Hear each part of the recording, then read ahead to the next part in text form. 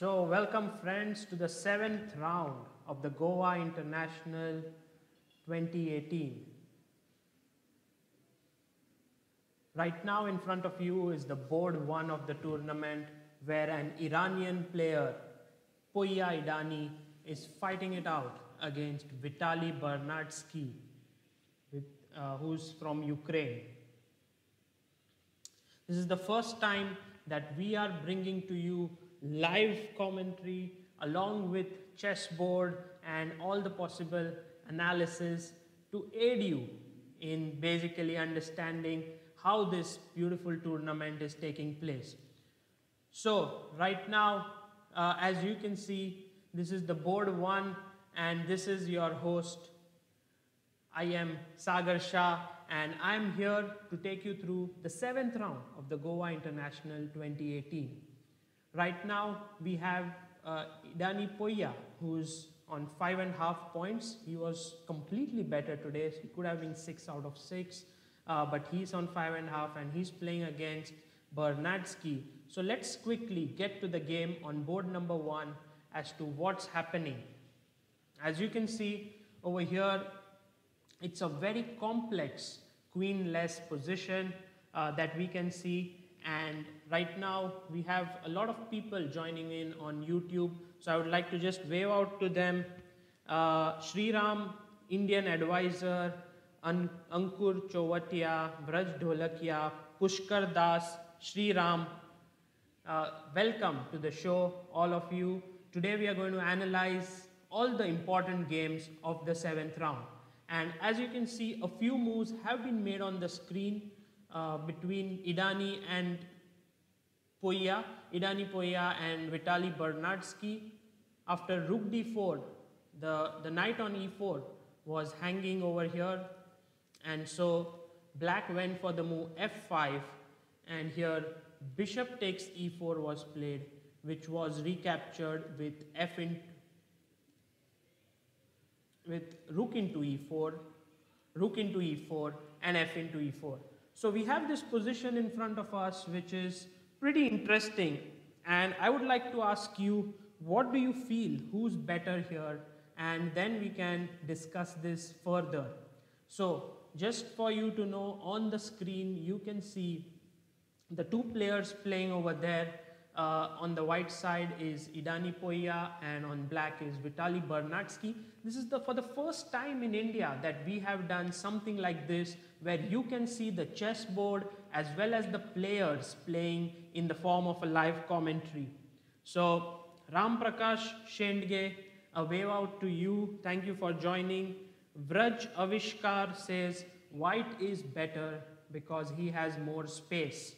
Well, that's an interesting statement, but we have to check out a few things before we make a final, you can say, commitment whether white is better or not. First of all, let's try to look at the imbalances. I love to assess the positions on the basis of imbalances because it helps you to understand what's going on.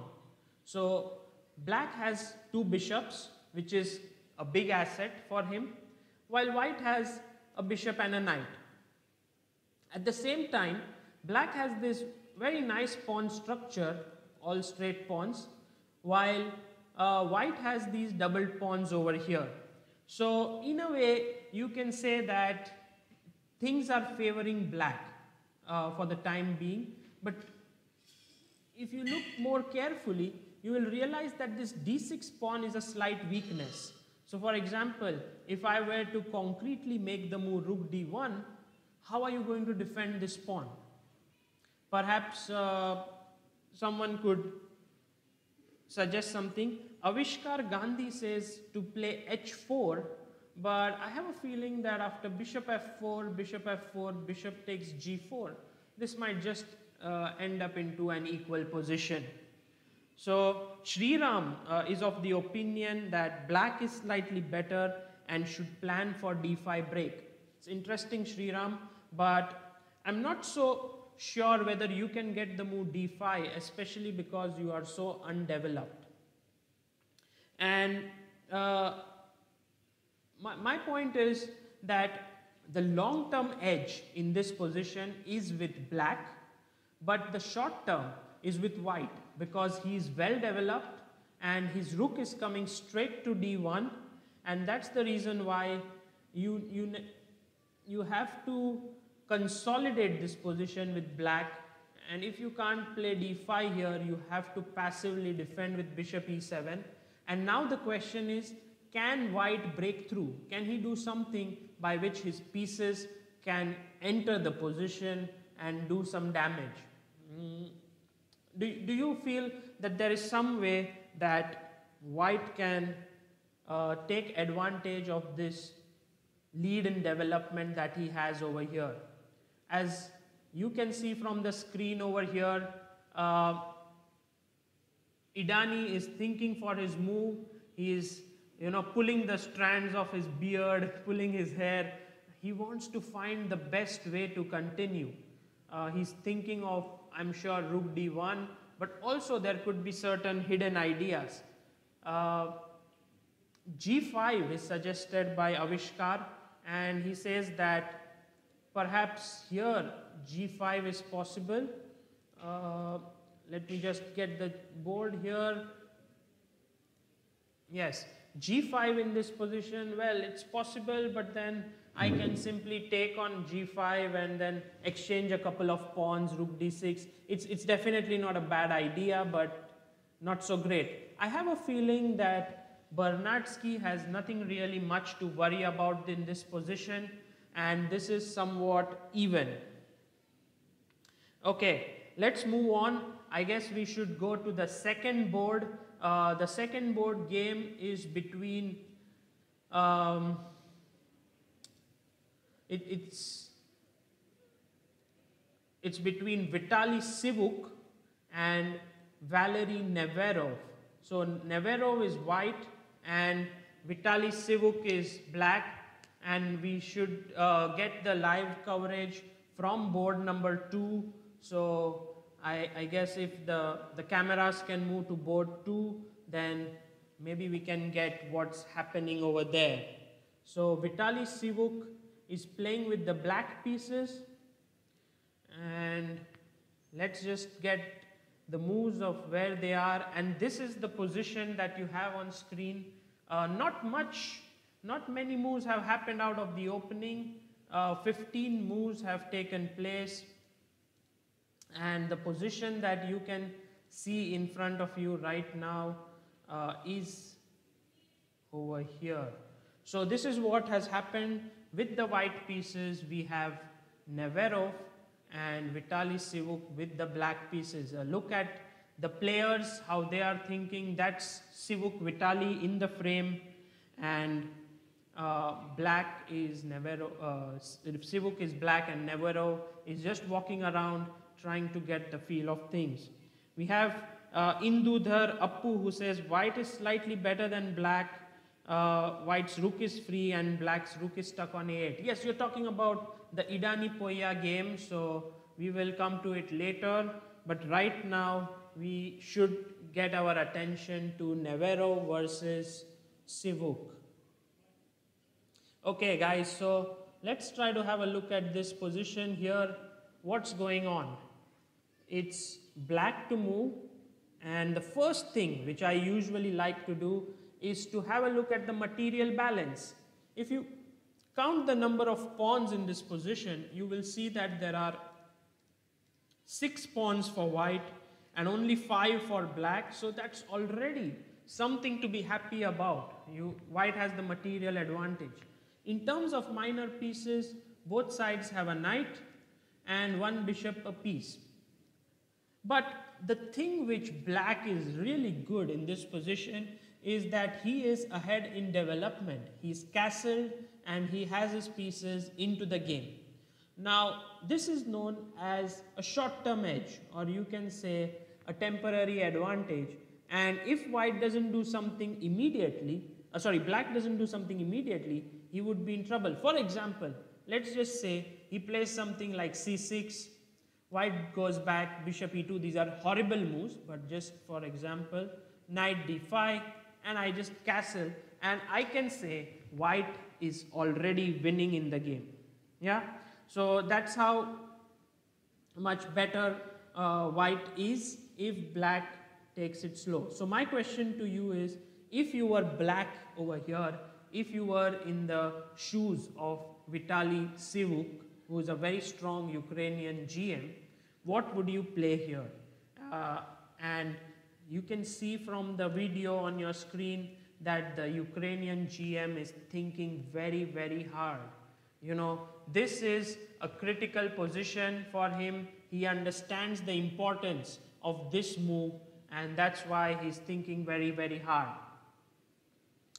So one of my trainers, while you're thinking for the move and giving me suggestions, I will just try to tell you a short anecdote which my coach, Horvat Joseph from Hungary, had told me. He said that in a game of chess, usually you have 2 to 3 critical moments.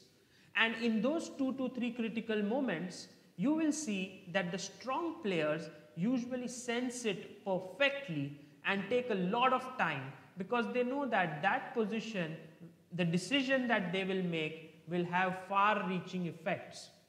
But a weak player will think for a long time on not such an important move, and when it is a critical position, he will make his move quickly.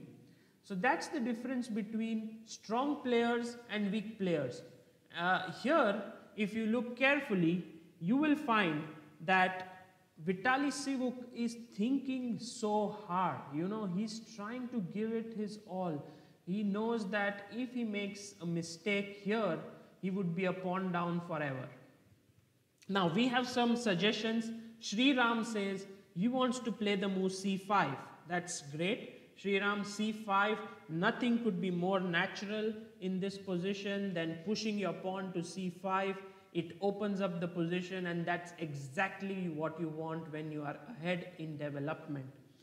Now Nikhilesh Prabhakar and Indian advisor Muhammad and these two people are suggesting to take on f3. This would not be ideal for black because his bishop is really strong, but there are certain things which can be very, very concrete. After gf3, what is it that you have in mind? You know, you have given up your strong bishop.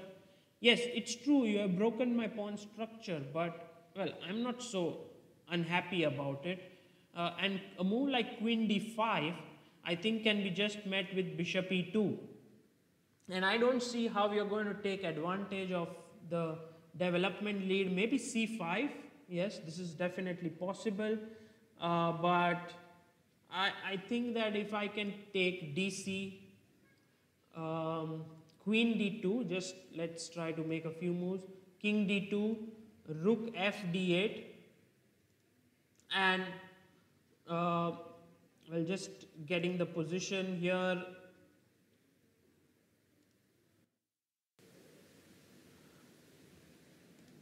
Yes, yeah, if you can see on the board here, and here you can see, I'm sorry, I just made a few moves, I just need to go back. I was talking about bishop f3, gf3, queen d5, bishop e2, c5, dc, queen d2, king d2, rook f d8, and now my king has to move back again, and you take on c5, and I think that black has good compensation here because his rook is moving into c2, and the other rook could jump into d2. So it's possible, but let's say I go rook d1. I think white can hope for a good advantage here. I'm not so sure because it looks like a trade-off between something like an equal position or slightly better for white position, but perhaps it's just equal. I can win the b2 pawn. Okay, Chess Studio says, how to improve my game, Sagar? I'm 1330 FIDE rated. Okay, Chess Studio, we will come to this question soon. Right now, I want to focus on the games of this tournament, so we will come to it soon. Devi Prasad Nayak and Indudhar Appu have said knight e4 is better in this position over here, knight to e4. Yes, it definitely makes sense to kick the queen, and that is exactly what Vitaly Sivuk has played. So excellent, guys. You are thinking like GMs here.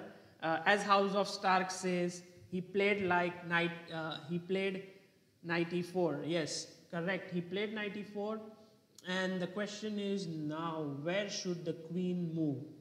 This is a critical moment once again for white. I have a feeling that I can play my queen to e2, and I'm wondering what next is black going to do. Is knight e4, isn't it just interfering into the bishop's diagonal? Don't you think that white is just better here in this position after queen to e2? Yes, you have to suggest me something for black now, because I don't really see a very powerful move. Do you think he's going to play for some kind of a long-term sacrifice? I'm not so sure, because if white can just castle here and get his rook to c1, I think he will be much better. f5 says Nikhilesh Prabhakar. Yes, f5 makes sense, but well, after castle, how are you going to continue? You are a pawn down. I don't see a way in which you can really break through. Plus, you have weakened the e5 square. Plus, I can go at some right moment b4 or rook fc1 followed by b4. I'm going to clamp the position, and you need to be really quick about it.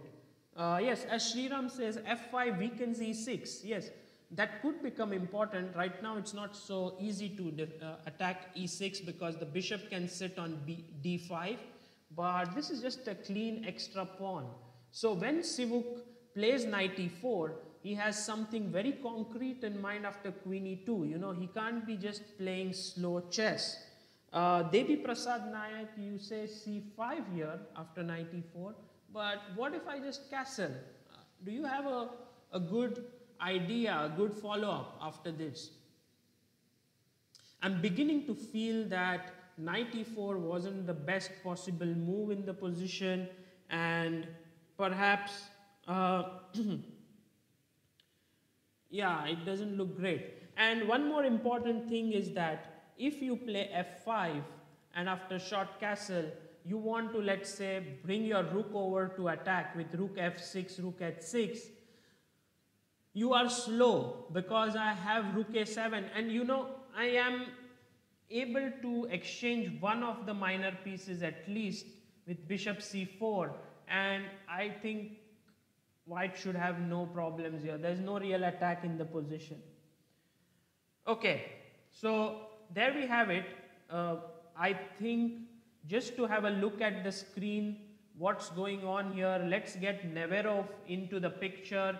He is thinking, he's an old, experienced and very, very strong GM from Ukraine. I think he's also trained a lot of youngsters in India, and you can see he's making his move. He's trying to flip a piece in his hand, thinking about what to do. Queen e2 is my bet that black will play in this position. So this is where, this is how things look. By the way, I must tell all the people over here that this is the first time that we are doing live commentary like this. So let me just show you a few of the things that we can do over here. First of all, you guys can see me in the commentary room. I am in Goa. It's taking place in Shyama Prasad Mukherjee Stadium. That's me. And then you can immediately see what's going on in the playing hall. That's board number 2, Neverov thinking. And then I can, you know, analyze the game, exactly what's going on a chessboard with the people playing. And you can also look at me over here analyzing the positions. So in a way, this is the first time where we have brought something which you tend to see in, let's say, St. Louis commentary or some big events. We brought it to India, and I hope that we can improve this. Of course, there's a lot of things we can improve, but I hope that you are enjoying this commentary. I would like to give a big shout out to the organizers of Goa tournament, Kishore Bandekar and all his people, all his team for the wonderful job. You can see all the sponsors in the picture below me who have helped, and especially Ishwari Digital who has been helping to get this live streaming up and going. Indudar, thank you so much that you are enjoying this live stream. We have to move on, and I would request to the people to get us the footage from third board, because on the third board we have Amanatov Farouk against Rafael Bakuns. So that's a game between two international players. As you can see on the first first three boards, 6 players are all non-Indians. Well, not such a particularly positive sign for us, but well, that's how it is right now. The players are dominating, the international players are dominating, and Indudar says, we want this to continue in Tata Steel Chess as well. Yes, I hope we can do that in Tata Steel Chess as well, where Anand and all the top guys of Indian chess are playing. Nikhilesh Prabhakar, thanks for the good words. Okay, Aditya Srivastav, I'm going to mention the player's name, but perhaps better I will be also mentioning, I will be showing you the footage. By the way, I think we are getting the footage from board 4 right now. So let me just quickly get the games from board 4. That's another two international players, Babujan Levon. Okay, we're back to board 3. So let me just get you the footage here. Farouk Amanatov playing with the black pieces. There you have him in front of you, extremely concentrated. He's thinking for his move here and Rafael Bakuns. I have actually not really heard about him. I think it's the first time that he is playing in India. He is an international master from Armenia, and he is just, if I'm not wrong, he's 25 years old. So Amanatov thinking for his move, and let's have a look at what's going on the screen right now. So here we have the position. The last move played by White was knight to h4, and White wants to just go to f5 and really cement his knight there, and if he's able to achieve that, I think he should have a good edge in the position. So the question is, how should Black retort? What is to be done? Of course, g6 makes no real sense. You can just take g6 and that's game over. I mean, this is just finished.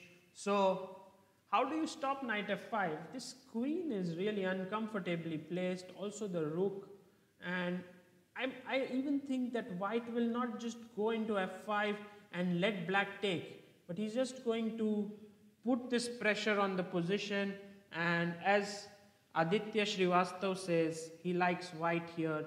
Black is very passive.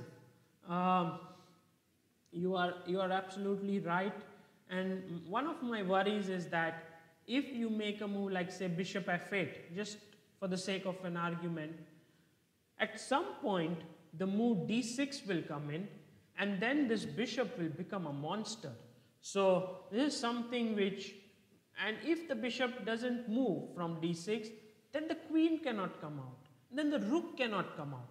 I mean, this is just very, very disappointing. I think it's a very disappointing position for White. I don't know what the computers how would they evaluate the position? Would it be plus for Black or something like that? I definitely don't think it's better for Black, but how exactly should White be gaining an advantage? How exactly should be black untangling from here? That is the question. Yes, white's queen and rooks are free and it can be brought to the games very easily, says Indudar Appu. Yes, I cannot agree more with you. I think even a move like rook c3 to g3 is going to be extremely dangerous for black to handle. So I am expecting Farooq Amanotov to make something, he has to be right on his feet if he has to get something from the position over here. Now, moving on, I think we should look at the next board, which is the game between on board 4, Ter Saakyan, Samuel and Levon Babujian. This game, yeah, I think the position which we have on the screen is right now this one.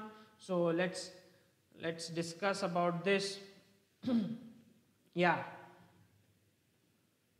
I think we have some problem with the live video here, which we will be fixing. But for now, let's analyze this position, which is white over here. The last move that was played was d5. So it's white to play, and I would like some inputs from your end. What is it that white should play here? After the move d5, it's white to move, and also I would be very happy if you could give me an assessment about what you think in this position. Queen b5, says Prabhakaran. Very quick, yeah? Nilesh Prabhakar, you are very quick. And we have Harshal Patil over here. Very surprising. Are you the same Harshal Patil who is playing in the A group? Well, maybe you finished your game, yes? Or no, you were playing in the B group, so maybe it's interesting. He was here in Goa yesterday, and today he's following the commentary live. So that's really wonderful. Yes, guys, there are some very nice tactical possibilities in the air. So let me know if you guys can figure out some things which are going on here. Queen b5 is what Ben Dover, Nikhilesh Prabhakar suggest. Harshit Vij and Saurabh suggest the move rook to a6. And we have Harshal Patil, who has confirmed to me he's the same guy who was playing in the B category, and he suggests the move knight takes e4.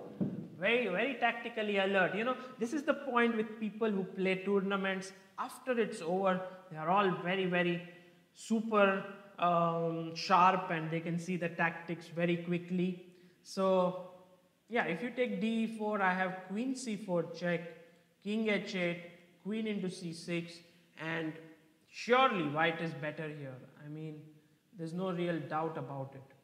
But at the same time, you have to consider what happens if I take on d4.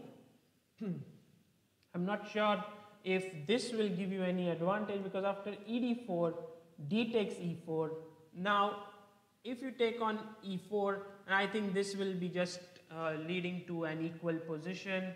After bishop d4, black should be okay.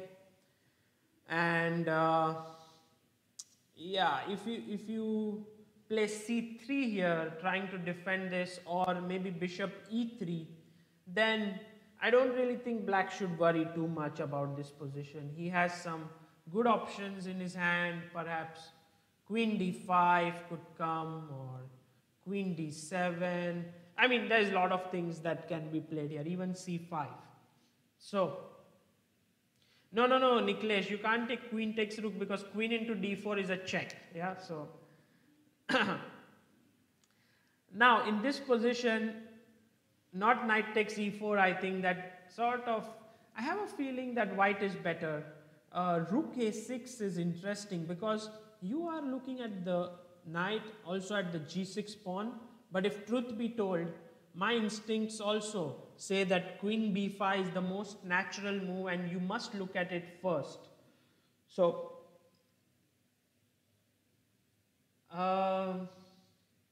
here d5 is hanging, c6 is hanging, so I think knight e7 is sort of forced. And the question is whether you have enough things to do with white here. Can you go rook a5, but then c6 will just save everything. So for example, rook to a5, c6, and I think black is doing okay here. So can't really play knight to e7. What about queen a6, says Daska Taska, yeah, Daska Taka. Daska Taka, you have to tell me what's your real name, yeah? So queen to a6, you are going in, you are attacking the knight, very interesting. But what's your idea if I just play queen d7? Do you have something really strong, or you're letting black develop, put his rook to f8, and I think that's when it should be okay. I mean, black should be okay if he's able to get his pieces in. Finally, he does have these strong pawns. And yeah, if you play queen b7 here, I mean, I can just play, let's say, rook b8, and I don't see how white is getting anything, here. So Niklesh Prabhakar says after queen b5, knight e7, queen b7. Okay. That's interesting. Now you want to take the a7 pawn, but apart from a7, you don't have really too many threats. So I am looking at something active now, because you are behind in development, and I can play rook b8. Not first rook b8. I can play c5. Let me do c5. The reason was, if I play rook b8, I was worried that you can take on a7, and now I can't do c5 because you're controlling it. So let me go c5 first,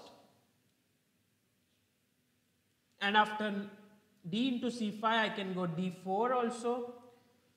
What I'm trying to do here is trying to open up the position as much as I can. I don't think it works. It seems like knight into e4 and white is just better.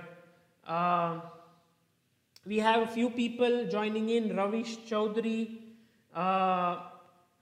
and Luto Puto Classic, okay, and many other people joining in. So Shavindra Singh says, first starting rank player from GZB. Maybe Ghaziabad, you mean? Yes, of course, this would be great to have you here suggesting moves. Thanks for joining in. Now, if I play c5 here, rook into a7 might not really be great, because I can take, and after cd, ed, I think knight c6, and black should be doing fine here. So Chetan Duggar also joins us. We have some very good, strong players from India who have joined in the live commentary, and that's great news for us. We are right now watching the game between Ter Sahakyan Samvel, who's white, and Levon Babujian, two Armenian players, and trying to see what's going on here. Okay, let's move on. I think we should look at maybe at least one Indian game that's taking place, and that would be the fifth board battle between Deepan Chakravarti, one of my favorite players, yes, and G. Akash. G. Akash is a strong player from Tamil Nadu, and of course Deepan Chakravarti as well, extremely strong. Let me take the game from somewhere around this position in the middle game. White is Deepan and black is G. Akash.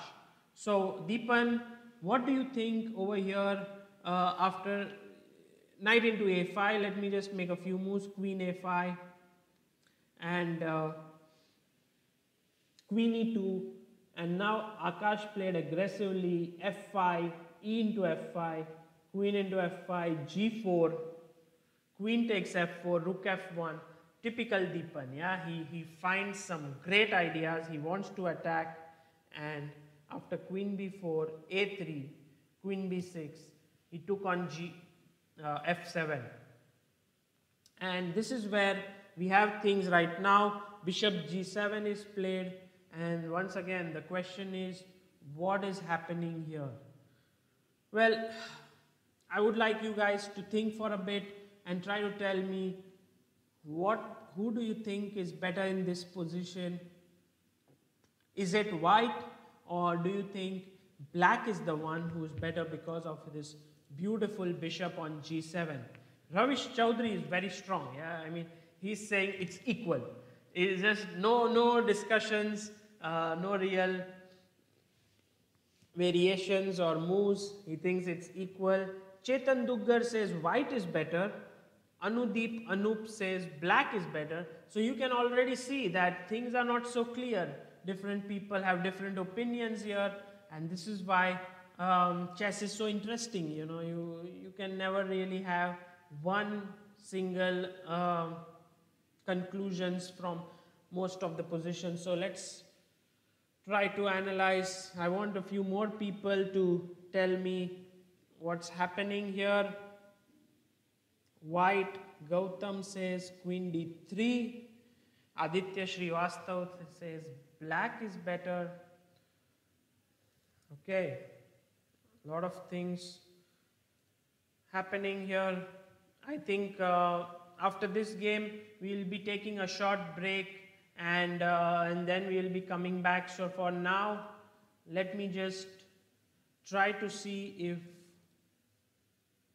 I can find what are the moves that you guys are suggesting. It's white to play.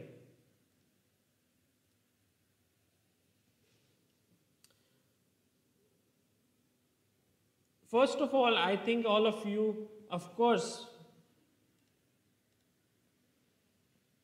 found out that bishop into c3 is hanging, and that's a big thing. Here it's a piece that is hanging.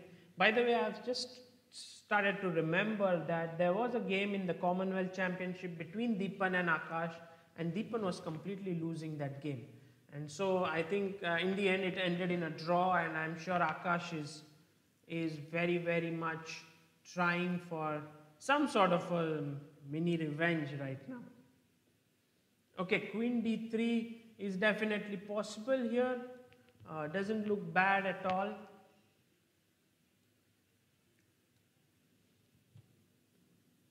I think black will play rook c8 and try to put more pressure. Yeah, rook d3 might be a better try in this position. Then again, I must be careful for ideas like bishop b5 at some point. Okay, but right now, nothing working. Yeah, if you play bishop b5 here, then after knight b5, I don't see why black should should be better here. Once the bishops are exchanged for a bishop is exchanged for the knight, white should be okay. Okay, king a2 by Sayam Chakraborty. No, I don't like to, I definitely don't want to spoil my structure completely here after bishop into c3. This doesn't look great. And yeah, I would like to remind the viewers about Akash. Akash was playing in the same national championship as me. This was back in 2012. He was playing in National B, and he was playing amazing chess. He was crushing just about everyone and on his way to finish right at the top. And I remember that I played against him in the last round of that tournament in National B in Tirupati 2012, and it was a very, very tense game. He wanted to fight at all costs, and in the end he overstretched, and I did win the game, which helped me to qualify for my first National A championship. And the funny thing was, Akash, and let's say Akash was something around 2300, I was also 2280 or something, somewhere like that. But in the National A, when we both played, I finished 20th, which was a very good performance by me because, you know, there were nearly 20 GMs playing. And guess who came first in that tournament? Yes, none other than G. Akash. He won ahead of Vidit Gujarati, Deep Sen Gupta, Sethu Raman, Lalit Babu. I mean, there were just everyone. And Akash was just crushing the field. You know, he performed amazingly. And then he qualified for the World Cup by winning that tournament. And when he qualified for the World Cup, his first round opponent was none other than the current World Championship challenger, Fabiano Caruana. And it was a great game. I was following it. Really, like I was trying to put myself in the shoes of Akash, like you're playing against one of the greatest players, Caruana. And yeah, he did lose that match, but it was really a dream run for him. Now, coming back to the board, now that you have more knowledge about Akash,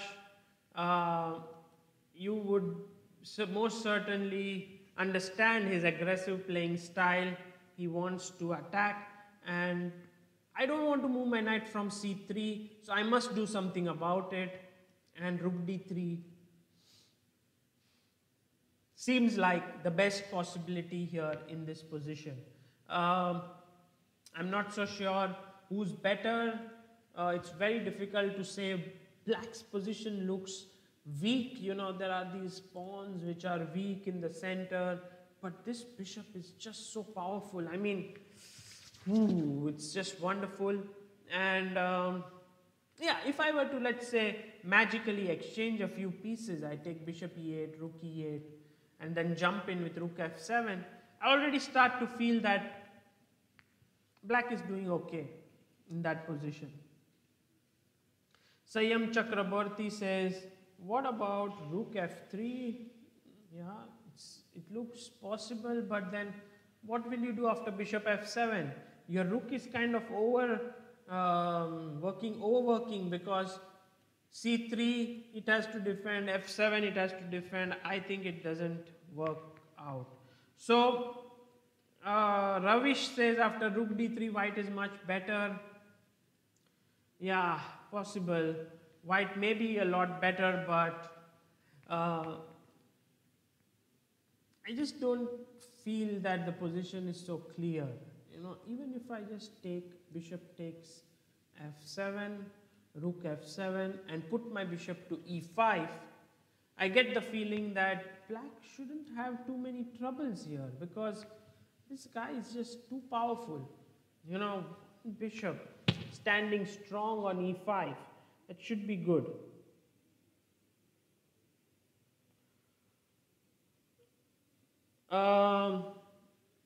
There is one suggestion here which says bishop into c3, rook into c3, and bishop b5.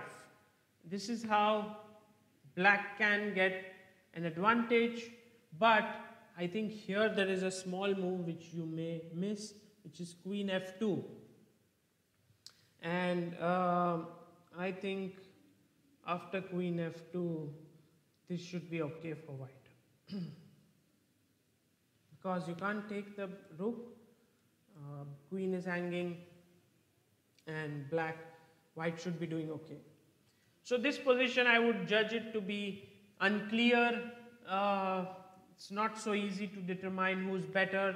But guys, I would really thank you for joining in over here.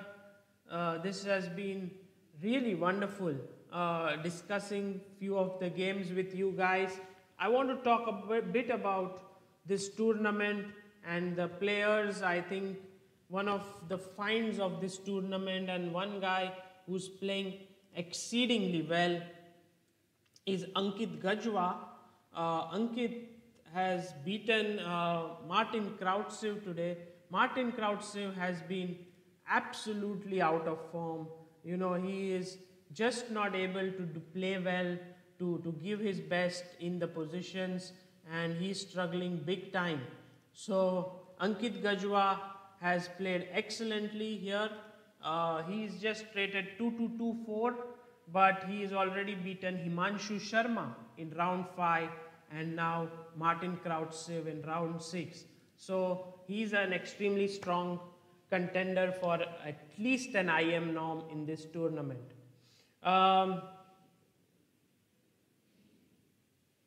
Well, let me just round this up. We have on board number 1 Bernardsky versus Idanipoia.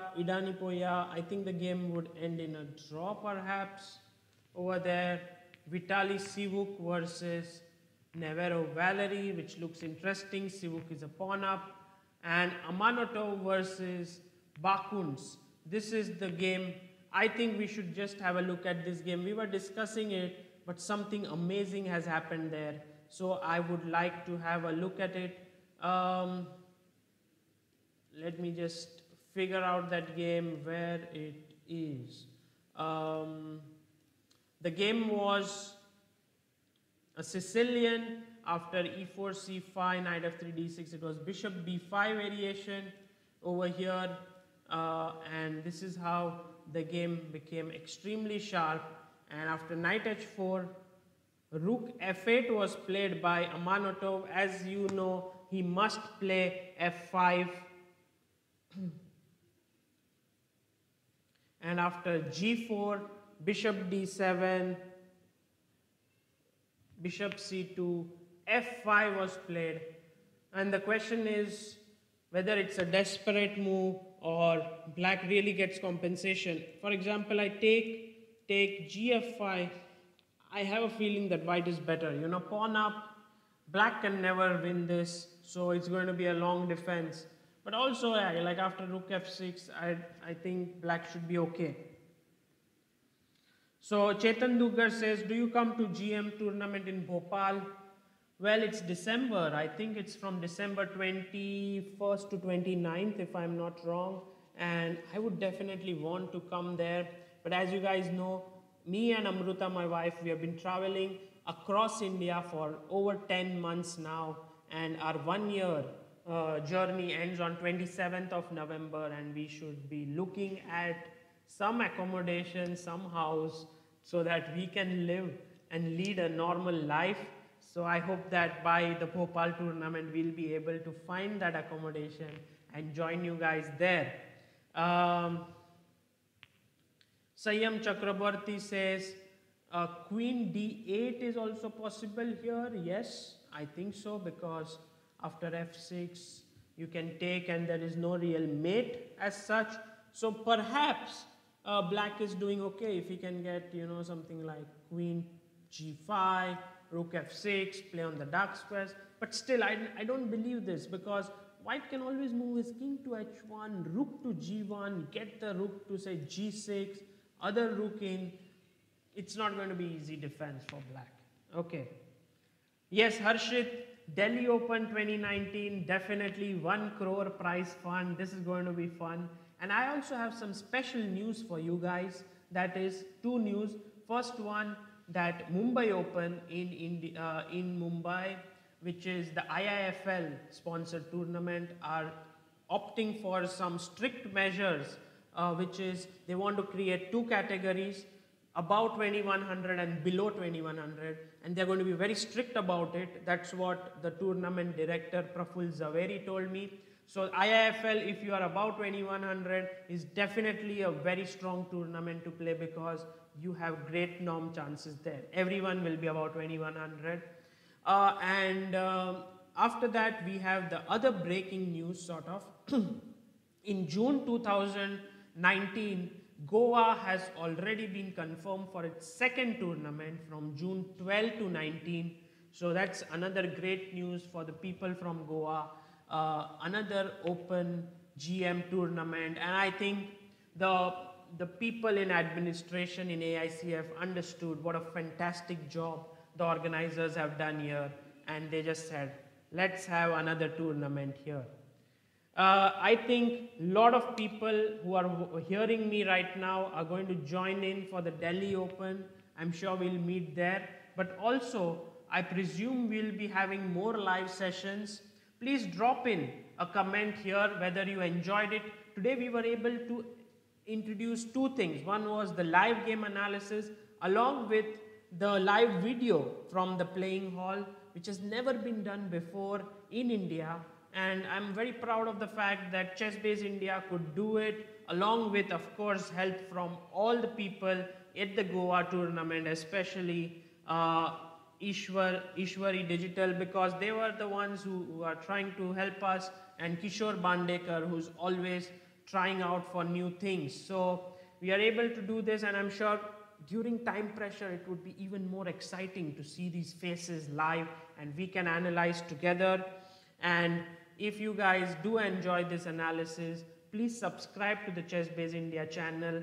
I would like to tell you that exactly 1 year ago in September 2017, we had around 900 subscribers.